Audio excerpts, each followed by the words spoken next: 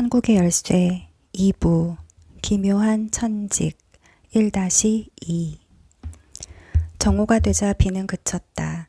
프랜시스는 어쩐지 쓸쓸했고 시간이 가는 것도 지루했다. 근심스러워하는 어머니의 굳은 얼굴을 될 수 있으면 보지 않으려 했지만 사정을 잘 알고 있는 그로서는 걱정이 되어 견딜 수가 없었다. 이 평화스러운 읍내에서 그들 치점 일가는 잘 알려진 집안이었다. 그래서 모든 일에 방해를 받기는커녕 존경을 받고 있는 처지였다. 그러나 매월 아버지가 어획고를 청산하러 가지 않으면 안 되는 어업회사에 본사가 있고 여기에서 4마일 떨어져 있는 에탈의 시장마을에서는 전혀 다른 분위기가 지배하고 있었다. 100년 전 에탈읍은 개신교 장로회의 피로 물들었던 곳이었으나 지금은 그 반대로 가톨릭 신자가 가차없이 탄압을 받는 운명에 놓여 있었다. 새로운 시장이 앞장을 서서 최근에 맹렬한 종교적 박해가 일어난 것이다. 비밀 집회가 결성되거나 광장에서 군중대회가 열리거나 하여 민중의 심리는 완전히 들떠 있었다. 군중의 폭력은 일단 억제의 힘이 약해지기만 하면 읍내에 있는 소수의 가톨릭 신자를 집에서 추방하는 형편이었고 지방에 있는 신자가 에탈읍의 모습을 나타내지 않도록 엄중히 경고하고 있었던 것이다. 프랜시스의 아버지는 그러한 협박을 전적으로 무시하고 있었다. 그렇기 때문에 특히 증오의 대상이 되어 있었다. 지난달만 해도 습격을 당하기는 했으나 그때는 건장한 이 어장 감독이 보기 좋게 그들을 때려 눕혀 버렸다. 그러한 위험이 더욱 격화되고 있기 때문에 보내지 않으려는 어머니의 만류를 무시하고 아버지는 그곳으로 간 것이다. 프랜시스는 자기 생각에 위축되어 자포자기한 사람처럼 두 손을 불끈 쥐었다. 왜 사람들은 제각기 자기가 믿고 싶은 대로 놔두지 않는 것일까? 아버지와 어머니는 같은 종파가 아니었다. 그래도 서로 존경하며 평화롭게 살아가고 있다. 아버지는 대단히 착한 사람이다. 아마도 온 세계에서 제일 착한 사람일 것이다. 그런데 왜 그런 아버지를 사람들은 해치려는 것일까?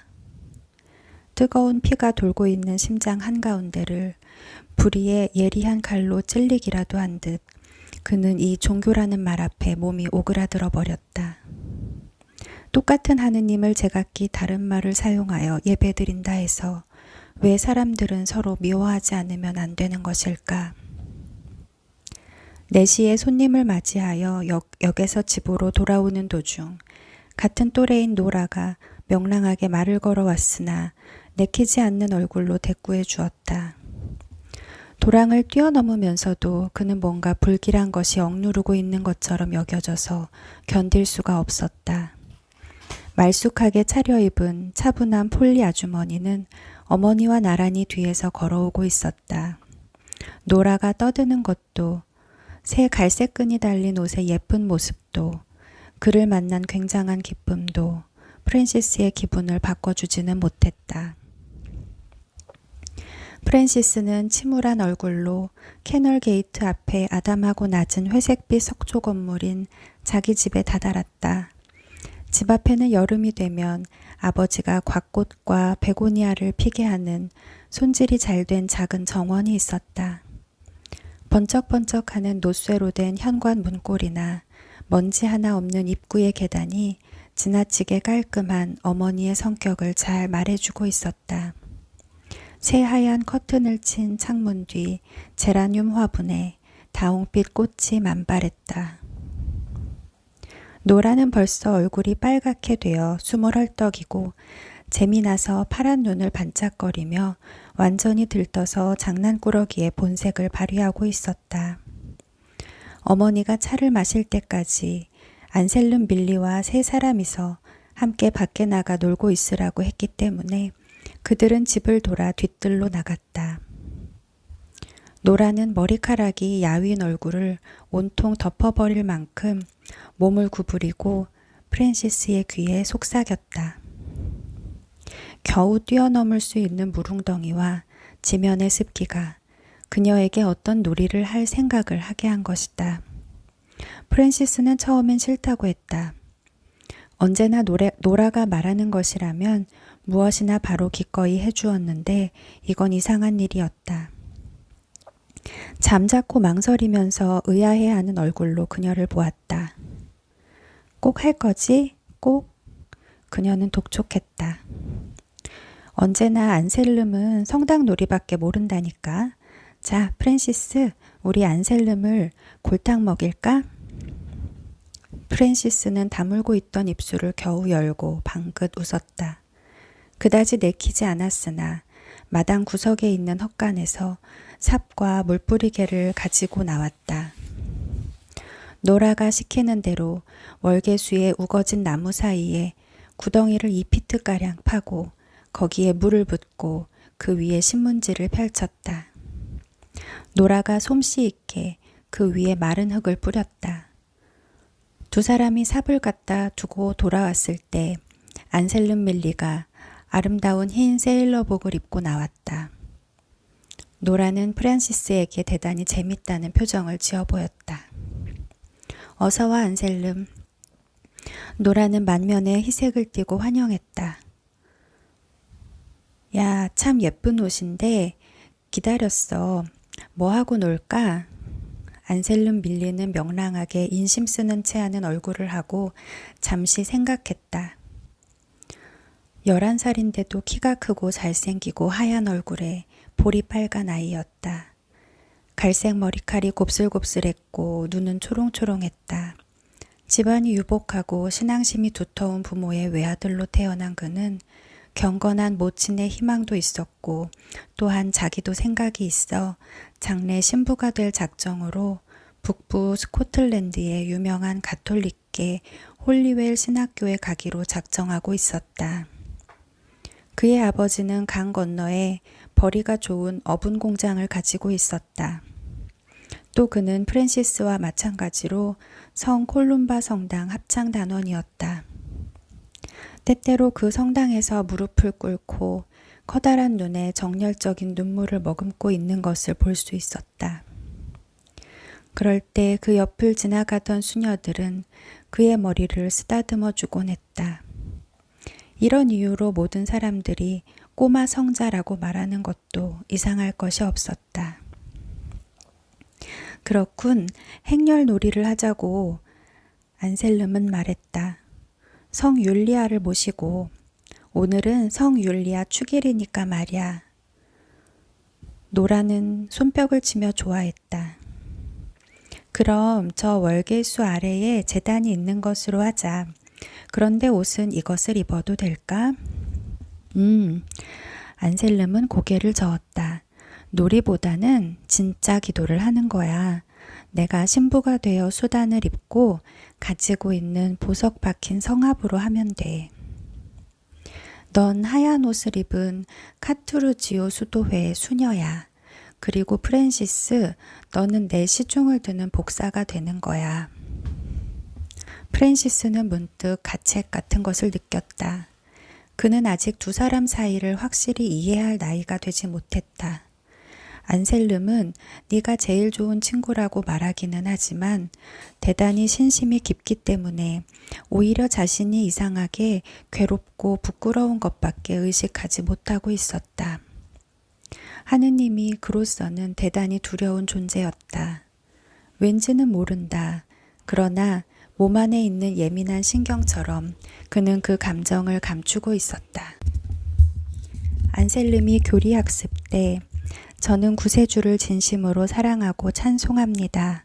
라고 열정적인 말을 하자 프랜시스는 주머니 속의 유리구슬을 만지작거리면서 온몸이 빨개지는 부끄러움을 느꼈다. 그는 화난 얼굴을 하고 집에 돌아와선 느닷없이 유리창을 한 장 깨버렸다. 이튿날 아침 병자 위문을 정기적으로 가는 안셀름이 통닭을 학교에 가지고 와서 팍스턴 할머니에게 갖다 줄 거라며 뻐기는 것을 보고 프랜시스는 무슨 생각을 했는지 수업 시간 중에 대기실로 빠져나가 그 닭구러미를 열고 맛있는 닭 대신 썩은 송어 대가리를 넣어두었다.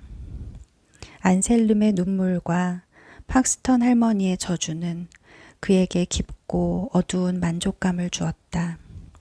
그러나 지금은 안셀름이 낭패를 당할 기회를 피하게 할 속셈인지 망설이면서 천천히 말했다. 누가 먼저 할 건데? 나야 나 물론. 안셀름이 거드름을 피우며 말했다. 그리고 선두에 섰다. 노래하는 거야, 노라야. 탄툼 에르고를 시작.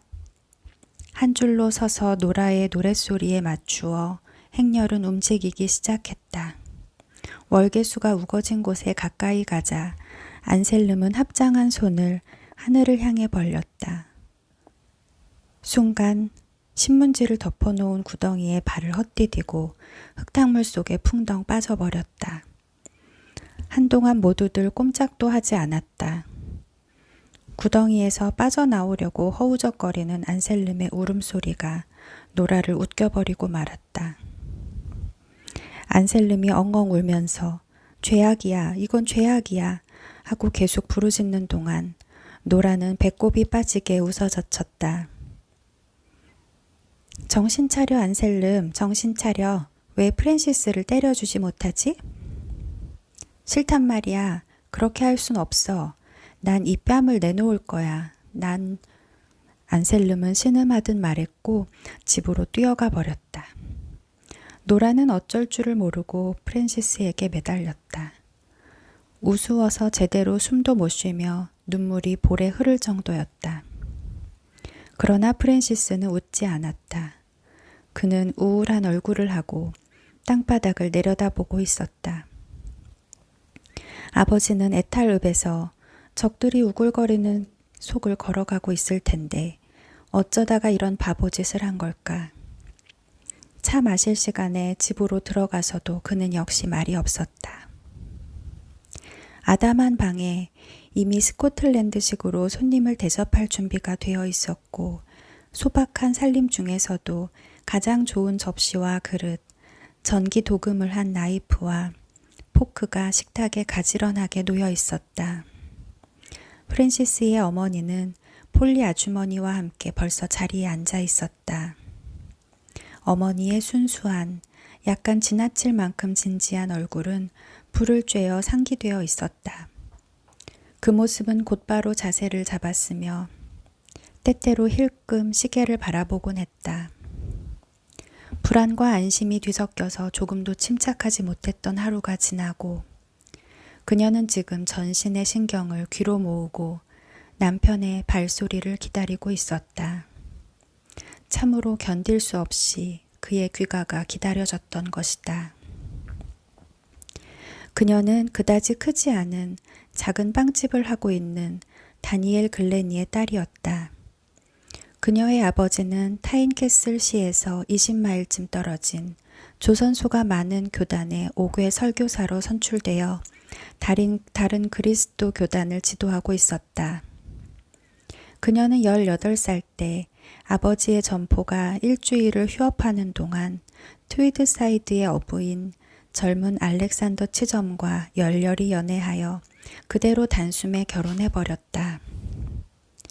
이론상으로는 전적으로 용납될 수 없는 다른 종파끼리의 이러한 결혼은 불행을 가져오는 것으로 흔히 알고 있었으나 그들의 실제 생활은 보기 드물게 성공을 거두고 있었다.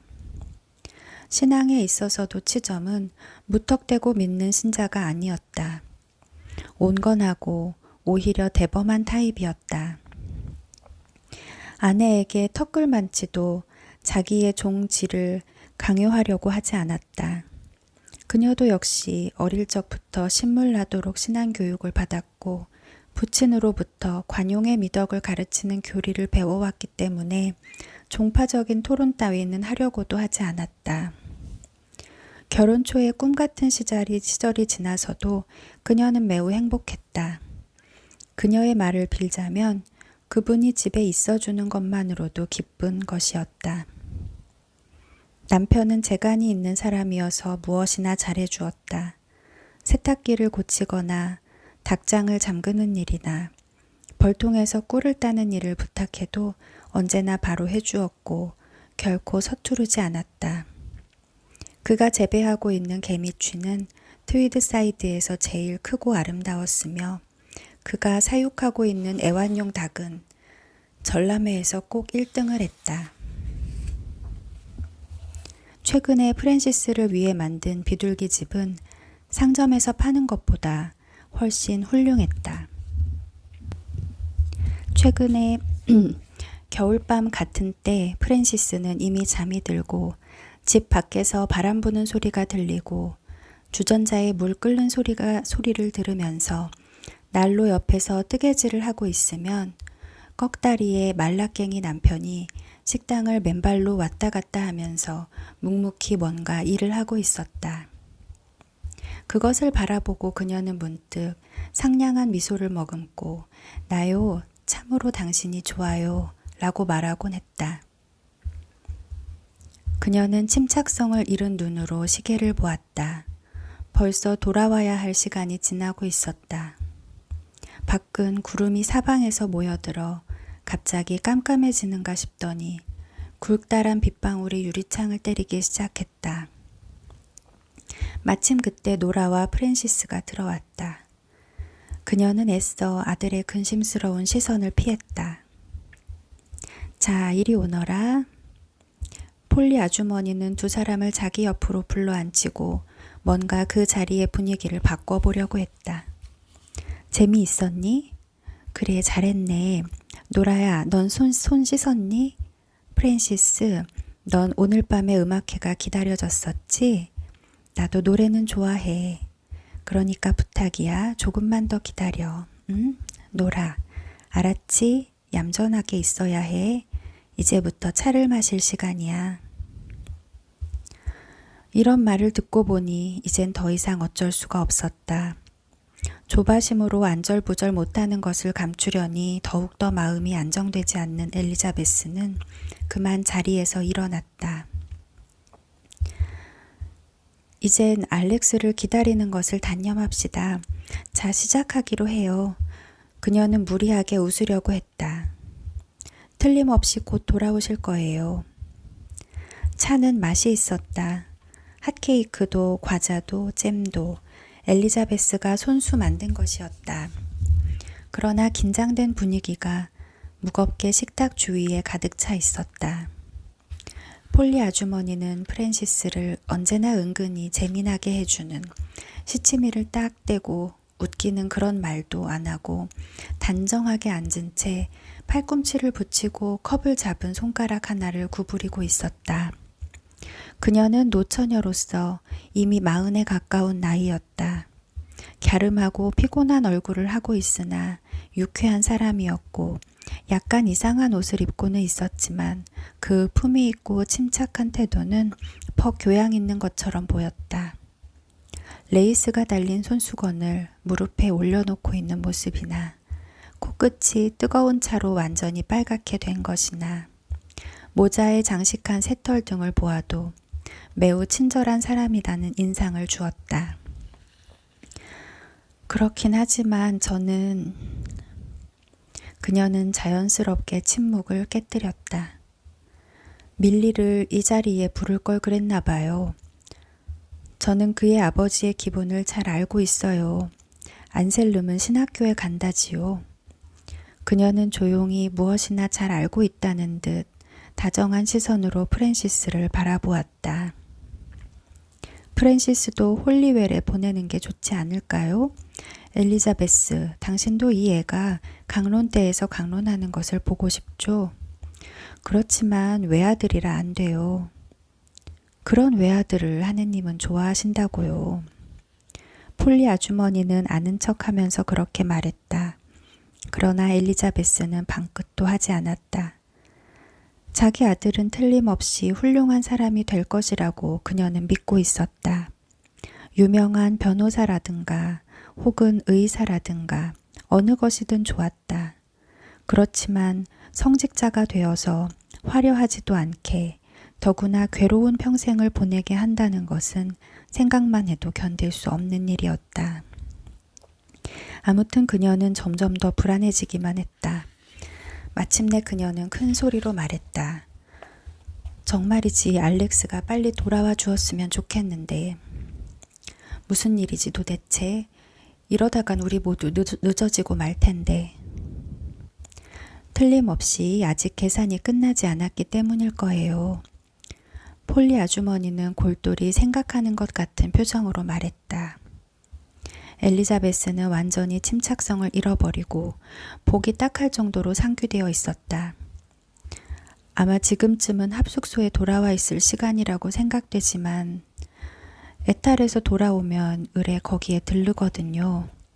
그녀는 어떻게 해서든지 불안을 억누르려고 했다. 우리들 일을 잊어버렸을지도 모르지. 대단히 느긋한 사람이니까. 그리고 잠깐 말을 끊었다가 말했다. 앞으로 5분만 더 기다려봅시다. 폴리 아주머니 한잔 하실까요? 그러나 차를 마시고 난 다음에는 더 이상 기다리고 있을 수도 없었다. 불쾌한 침묵이 계속되었다. 무슨 일이 있단 말인가? 돌아오지 않는단 말인가?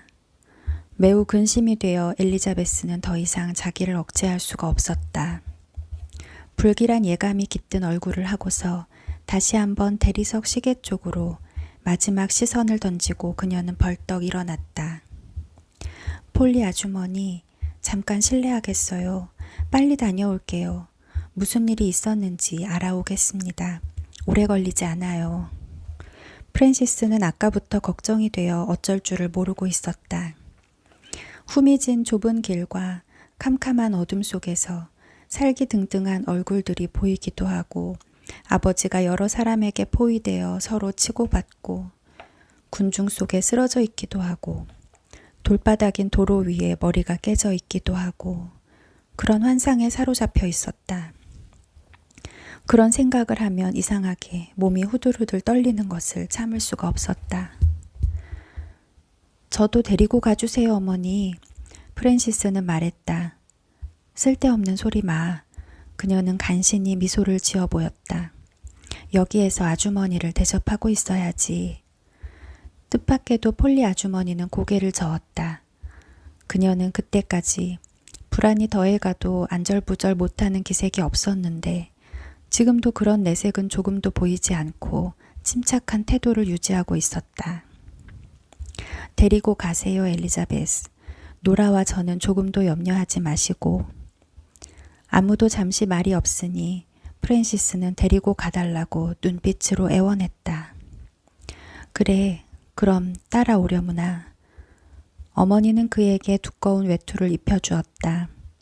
그리고 자기도 망토를 걸치고 아들의 손을 잡고 밖으로 나갔다.